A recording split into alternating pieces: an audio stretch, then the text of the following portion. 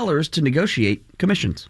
The realtor education teaches realtors against going into a listing agreement that has less than 5%. What could that really mean for realtors? We'll have that story coming up next on Marketplace. More All Things Considered at 7 p.m. tonight. It's 42 degrees. It's clear right now in New York City. We're going to have a low around 30 tonight. Tomorrow, much of the same. It's WNYC, a moment before 6:30. Support for WNYC comes from River's Edge, a planned community located in Riverdale, 10 miles from Manhattan. More information is available at riversedge.org or 83370-RIVER. WNYC, independent journalism in the public interest. 93.9 FM and AM 820. NPR News and the New York Conversation.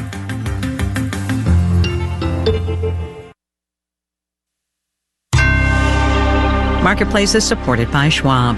Schwab offers investors choices like full-service wealth management, self-directed investing options, and trading on Thinkorswim. More at schwab.com. All right, I'm just going to say it. Small businesses don't get enough love around here. From American Public Media, this is Marketplace.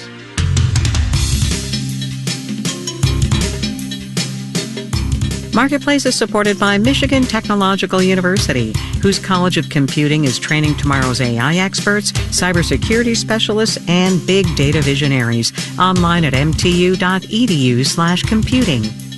And by Wealth Enhancement Group, dedicated to the art of financial planning backed by the science of investing. wealthenhancement.com.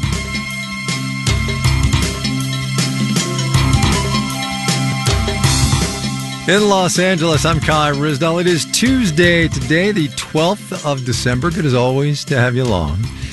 2 data points with which to begin the next half an hour in our shared economy. Data point number 1 is that small businesses, defined by the Small Business Administration as those companies with less than 500 employees, those small businesses account for 2 out of every 3 new jobs in this economy. And that gets us to point number 2, for reasons which I hope will become clear. The National Federation of Independent Businesses, you should think small when you hear independent. That group was out with its Small Business Optimism Index today, and they were less so last month than they were in October. They're pessimistic about sales and about business conditions overall. At the same time, though, more of them are spending money on capital equipment, and fewer of them said they raised prices. So, toss up? Marketplace's Justin Ho spent his day on the phone with a couple of small business owners to get a little ground truth. Earlier this year, Randy George bought a new dough dividing machine for his bakery and cafe in Vermont called Red Hen Baking Company. He also bought another machine that lifts the dough into the divider. We invested more in new equipment this year than we have ever, in fact. George says it helps that bread sales have been fairly strong, but he's also raised wages 7.5% this year. So he hopes the new equipment will help the business become more efficient to ensure that Red Hen Baking Company will stick around in the long run. You figure out how to survive when you're running a small business. So I just see this as all part of that. I asked George if that big investment means he's feeling optimistic about the economy, and he said he's not sure. Heather Whaling, the founder of the Ohio-based PR company Gebbon Communication, doesn't really know how she feels either.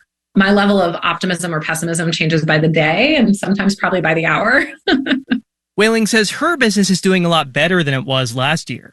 Back then, she says many of her clients didn't want to spend much on marketing because they were nervous about a possible recession. But Whaling says business hasn't exactly roared back either. There's still a level of trepidation and concern, but businesses aren't reacting as strongly maybe to the fear. There's just more caution. There are some reasons to be hopeful about business in the new year, says Jennifer Nizgoda. She runs a company called Alfresco near San Diego that puts on catered events and operates a specialty market. Nizgoda says sales at the market are doing all right. I think we're already seeing an uptick with the holiday season. But Nizgoda says the event side of her business has not been doing so well. So she's winding it back and investing more time and money into the brick and mortar store. For the moment, that's our main focus because we see that as the nucleus of the business. And from there, the energy, the events, everything else can grow out of there. But we need that solid foundation. Nizgoda says that's something she's learned throughout the last year. I'm Justin Ho for Marketplace. Inflation, I guess, is the third data point of the day. Cooler in November. Prices were up 3.1% year over year. That's compared to a 3.2% annual reading in October. It's progress.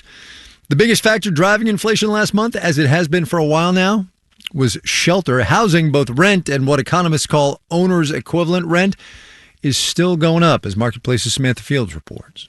How much you think about the cost of housing probably depends on whether you own a home. About 2/3 of American households do, and Chris Mayer at Columbia Business School says most of them now have a mortgage rate that's under 4%. So chances are, if you're an owner, you're facing very low housing costs. Which is great for a lot of people, but he says maybe not for everyone. For many owners, they're also kind of locked into their home. Because who wants to give up a 3 or 4% mortgage for one that's 7 or 8%, especially when home prices have also gone up? And so that dynamic, I think, has a lot of people feeling like housing is a burden on them. For people who don't own a home yet, the burden is even bigger. Rents have gone up almost 30% just in the last few years, much more than incomes.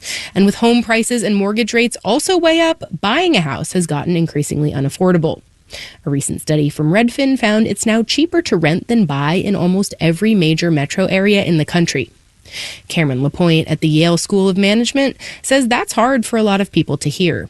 If you tell people that, they're more likely to be better off renting versus owning, it feels a little bit like a dream of theirs has been closed off to them. Which never feels good. Eric Lund at the Conference Board says all of that is a big piece of the psychological puzzle right now, but it's not the only one. We saw food prices and energy prices, especially earlier in the year, have a big impact. People notice that right away. When you're buying your groceries on a weekly basis or filling up your car, that's a pretty big psychological component of inflation too that people feel. And while gas prices have come down, food and housing remain stubbornly high. I'm Samantha Fields for Marketplace. All of that said, on Wall Street today, traders were kind of in a good mood going into Jay Powell's press conference tomorrow. We'll have the details when we do the numbers.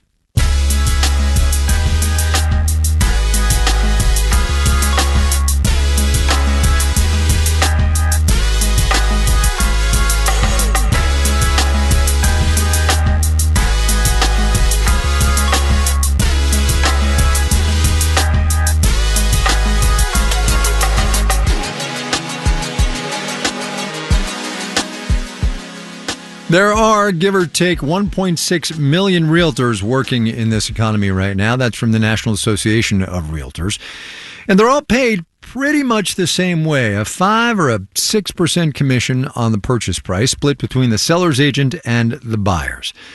I mention that because that commissions model, which has been around for decades, may well be changing with attendant concerns from realtors about what it would mean for their bottom lines. A federal jury, you might remember this, decided at the end of October that the NAR, the National Association of Realtors, and some big brokerages had colluded to keep those commissions artificially high.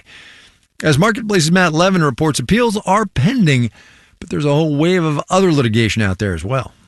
Realtor Barb Lebrecht is giving me a tour of a 10-acre property she recently sold in Garden Valley, a town of a few thousand people in California's Sierra Nevada foothills. So come on in. We have a wraparound deck here. Squint past the Seafoamy paint job, and the hillside home looks like something out of a Verbo ad for a weekend rural getaway. So I actually wore boots the last time I was here because I was worried about rattlesnakes. Oh. We don't have that. We're in December now. City Slicker, we're in December. You're okay. Rattlesnakes weren't the only hazard Lebrecht dealt with. She says there were squatters who refused to leave. One time a bull got loose from a neighbor's yard and just stood behind her Lexus. It took 2 years to sell the place. It's scheduled to close before year's end for around $500,000. All that time, were you paid at all, or? Oh, no. No. Lebrecht will get a 2.5% commission on the final purchase price, roughly $12,000. The buyer's agent gets the same, a total commission of 5%. Despite those 2 years of work she is only now about to get paid for, Lebrecht is a big fan of the commission model, and she's worried about change. Among realtors, and especially, I would say, people that have been in the industry for just a few years, I think they feel that the sky is falling, and there's a little bit of panic. It's a bit complicated, but the big takeaway from the Missouri case against the realtors is that it could basically empower home sellers to negotiate down commissions. The realtors maintain commissions have always been negotiable, but real estate finance professor Andra Genn at the University of Utah doesn't really buy that. The realtor education teaches realtors against going into a listing agreement that has less than 5%. Genn says the commission model doesn't really work well for buyers either, because the more a home costs, the more the buyer's agent gets paid. Realtors have a really big incentive to push home buyers into the most home that they can qualify for a mortgage on. And for a lot of home buyers, this is just not the right decision. Nate Johnson at the National Association of Realtors says good agents are more concerned with getting repeat clients than marginally bumping up commissions. When we look at the sort of pennies in tens of dollars that may result in me encouraging you to pay more for a property as opposed to less, it's just not worth it. He says an advantage of the current model is that buyers are effectively paying their realtor through their mortgage. If they have to pay out of pocket, many buyers might just risk making the biggest purchase of their lives without expert help, which is actually how lots of other countries do it. It's hard to make a comparison to the United States. I don't know exactly what real estate looks like in terms of if there is fair and equal treatment in terms of buyers in the market. There may not be. Commissions in most other countries are significantly lower than in the U.S. In the UK, total commissions are on average about 1.5% of the home price. Charlie Lambden has been in the UK real estate business for 20 years. He has a YouTube channel tracking the latest trends. So buyers will just call the listing agent and say, I'd like to view that property, please. And if they like it, the buyer will make an offer to that agent. The buyers generally don't have representation. But Lambden says there is a downside. The closing process in the UK is apparently kind of a nightmare. But over here, it's currently an average of 5 months.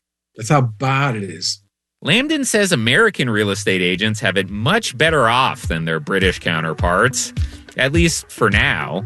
I'm Matt Levin for Marketplace. You, I promise, will be better off if you listen to the Marketplace Morning Report. David Brancaccio, Sabri Benishore, and the gang get out of bed real early every day to get you the economic news you need.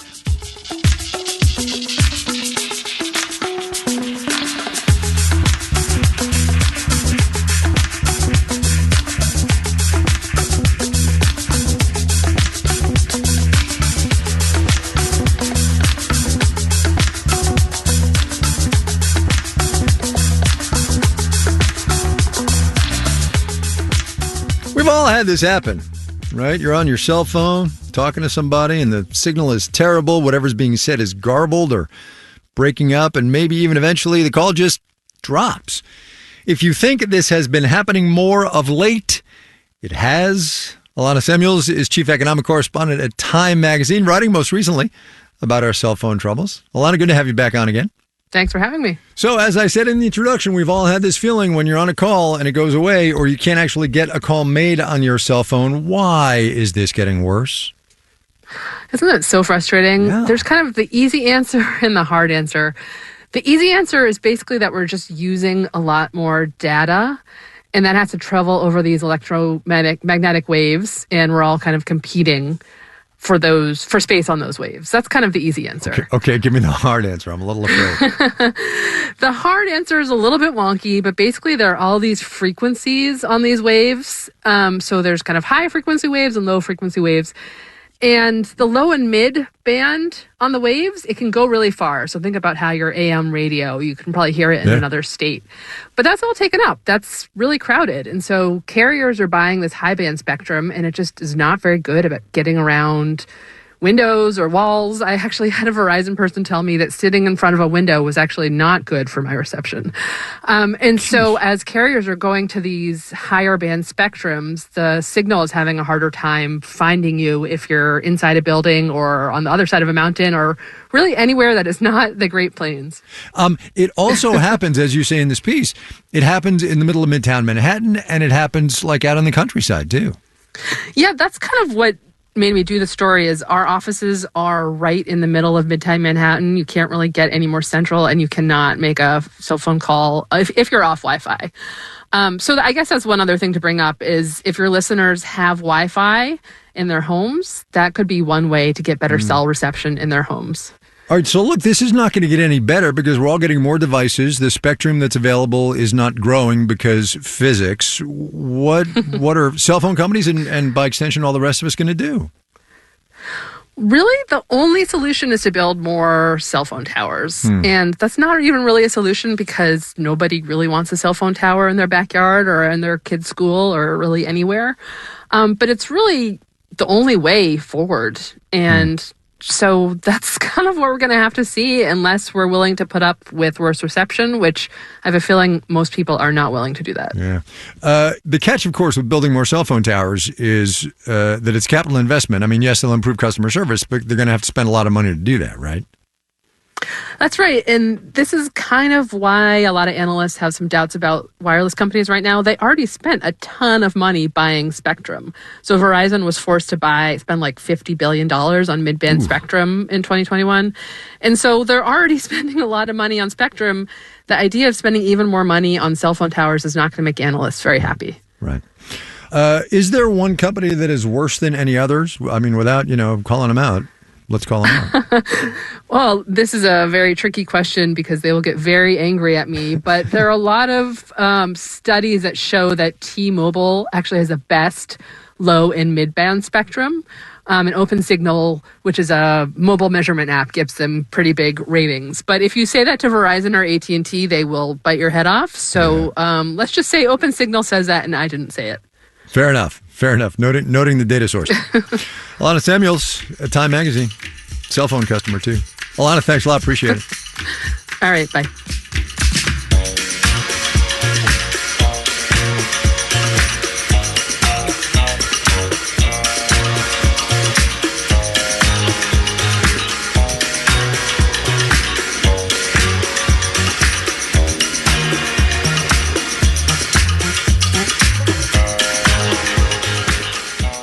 Coming up. 1,000 beautiful papers. Hot off the presses. First, though, let's do the numbers. Dow Industrial's up 173 today, about 0.5%, 36,577 on the blue chips. The NASDAQ increased 100 points, 0.7%, 14,000 to 533. The S&P 500 gained 21 points, about 0.5%, 46 and 43. Heard from Smith Fields a minute ago about inflation and housing, so let us check in on some housing-related stocks. Zillow, that website where people gather to dream about and envy other people's property. Not that that happens at all in my house. Rose 3.75%. Pulte Group, one of the biggest home construction companies in the United States, was essentially flat. American Homes for Rent, which owns some 60,000 single-family homes across the country, lifted 0.8%. Sun Communities, which owns the land, utilities, and other infrastructure in mobile home and RV parks, declined 0.6%. Median sale price of a home in the United States this quarter, by the by, $431,000. That's according to the St. Louis Fed. 10 years ago, hang on to your hats, peeps, $265,000. You're listening to Marketplace. The Marketplace Numbers segment is supported by Odoo, simple management software for all your business needs. Marketplace is supported by C3 Generative AI, verified traceable answers, secure, hallucination-free, LLM-agnostic, IP liability-free. Learn more at c3.ai. And by VinoVest, a wine and whiskey investing platform designed to help people grow their wealth beyond the stock market. VinoVest.co, dedicated to helping investors see real results with real assets. And by Viking, with small ships that bring travelers closer to the destination, there is more time to explore, offering cultural enrichment and immersive experiences on board and on shore. Viking.com.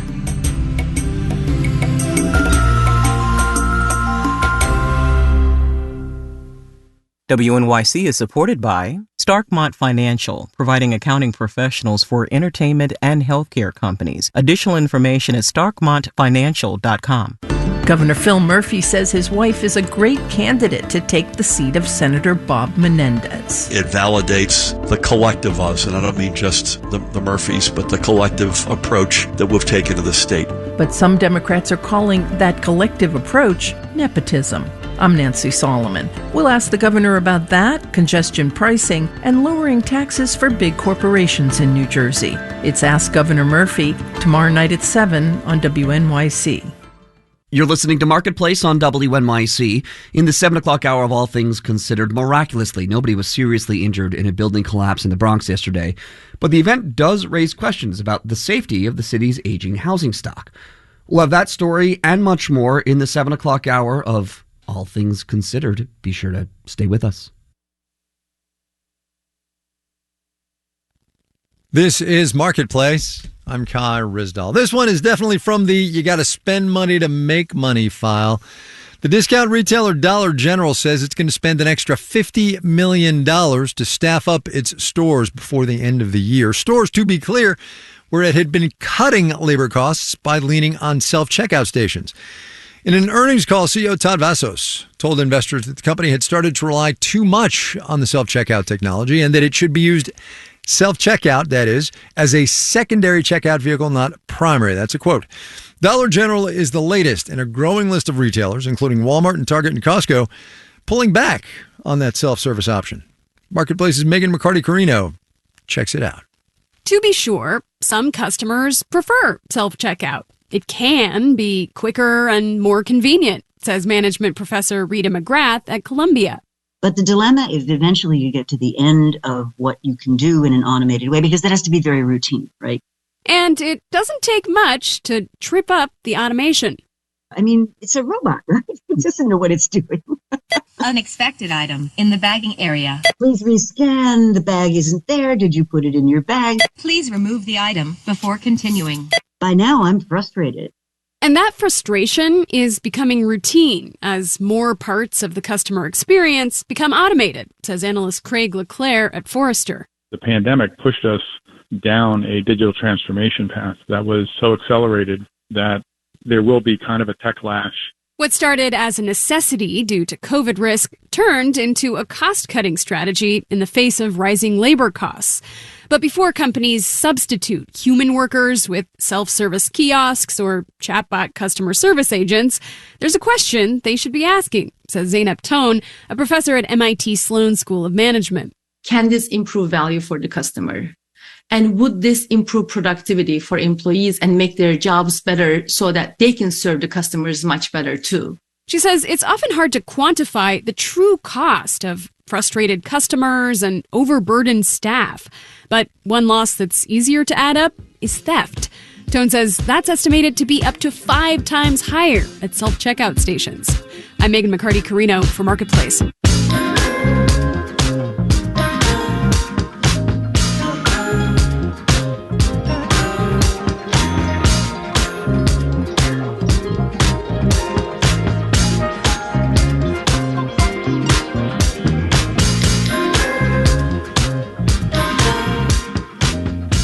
The death of local news, maybe a long, slow terminal illness is a better description, has been a well-reported story over the past decade or more. It's bad news for journalism, it's bad for those communities, and in the long run, it's bad for democracy. And it's especially bad in print. Years of corporate cost-cutting have stripped local newspapers and left people, especially those in rural parts of the country, less informed. But one very small paper in southern New Mexico is bucking that trend. Marketplace's Savannah Marr brings us a rare story of growth in print media. The Deming Headlights office shares a downtown block with a barber, a hearing aid supplier, and a quinceañera dress shop. In the wee hours of the morning, Nick Seibel is there to deliver the Friday edition. 1,000 beautiful papers. On the front page is a photo of a beaming 11-year-old entrepreneur from Deming who sells pastries. Who is in a national competition, the Cake Boss contest. Plus, stories about an ethics complaint against a local politician, high school sports. We've got, girls basketball, boys basketball, wrestling. The twice-weekly headlight is actually printed in Sierra Vista, Arizona, then trucked to a midway point where Seibel picked up the papers this morning. It's not even 4 a.m., and he's driven over 200 miles because his delivery guy is out sick. Stuff like this happens a lot, and I often think, man, it would be amazing if I could just be a publisher. Seibel says he bought the Deming headlight for cheap from its corporate owner, Gannett, in October of 2022. He's been running it alongside another small-town southern New Mexico paper, the Silver City Daily Press, which he's owned for about a decade. I thought going in, I did this with the Daily Press. Like, I know what I'm getting into. He did not know what he was getting into. Under Gannett, the Deming headlight had become what Seibel calls a ghost paper. No physical newsroom, just one local reporter covering a town of around 15,000 people. Newspapers are a habit. It's part of your day. It's part of the rhythm of your life. And a lot of Demingites had ditched that part of their routine. I was probably on the verge of becoming a non-subscriber when it sold. Longtime subscriber Linda Cooper saw improvement under the new local owner, and the news staff grew to 3. She wanted to show her support, but I hadn't gotten a bill since it had changed ownership. So she stopped by the downtown office to pay up. The staff told her they were behind and needed someone to manage billing and subscriptions. I said, I ran a bank for 40 years. I can answer a phone. So that's what I did. Deming Headlight, this is Linda. Can I help you? But subscription sales are just part of the Headlight's revenue picture. We're trying to bring back the advertisers that were lost with Gannett. General Manager Debbie Troyer tries to convince local businesses that in a place like Deming, print is not dead. We have a lot of seniors, they like to hold the paper. And we happen to live in a county where a lot of people don't have internet coverage. Here's the other part of Troyer's sales pitch. She says this town, just 30 miles north of the U.S. border with Mexico, needs a local news source. We're a border town. Things happen down here. If you have a friend that's a Democrat and you're a Republican, you know that you're both getting polar opposite information on Facebook. If you want the truth, you need to support the paper. This past September, as the Headlight was closing in on a year under local ownership, publisher Nick Seibel says subscription and ad sales had grown, but not enough. The people of Deming need to at least know. Otherwise, they're just going to wake up one morning, the paper's not going to show up, and that's not a fair thing to do to anyone. He wrote a column warning that the paper was going under. There was a big outpouring of support. The Headlight started hitting its break-even ad sales number every week. It went from 250 subscribers to 400. And anytime you can say you're growing subscriptions at a newspaper in 2023, that's a good thing to be able to say. Seibel says revenue isn't where it needs to be, but it's moving towards sustainability. In Deming and a lot of small towns, he says there's still a place and a market for a community newspaper. In Deming, New Mexico, I'm Savannah Marr for Marketplace.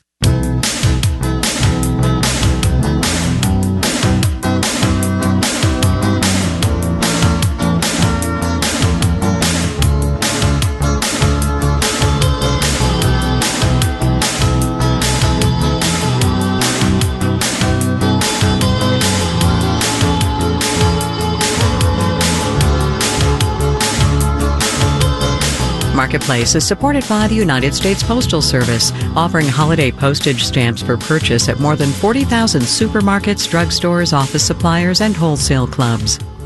This final note on the way out today, perhaps the first obvious result of the Hollywood strikes of a couple of months ago.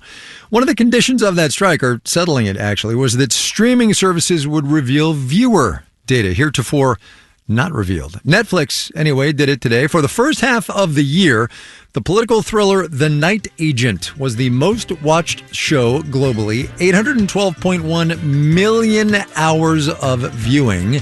Season 2 of Ginny and Georgia was number 2. The Glory, which is a South Korean series, was number 3. I clearly am a loser because I've seen none of those 3. Our digital and on-demand team, not losers, they've probably seen them all, include Carrie Barber, Dylan Miettinen, Janet Wynn, Olga Oxman, Ellen Rolfes, Virginia K. Smith, and Tony Wagner. Francesca Levy is the executive director of Digital and On Demand. I'm Kai Ryssdal. We will see you tomorrow, everybody. This is APM.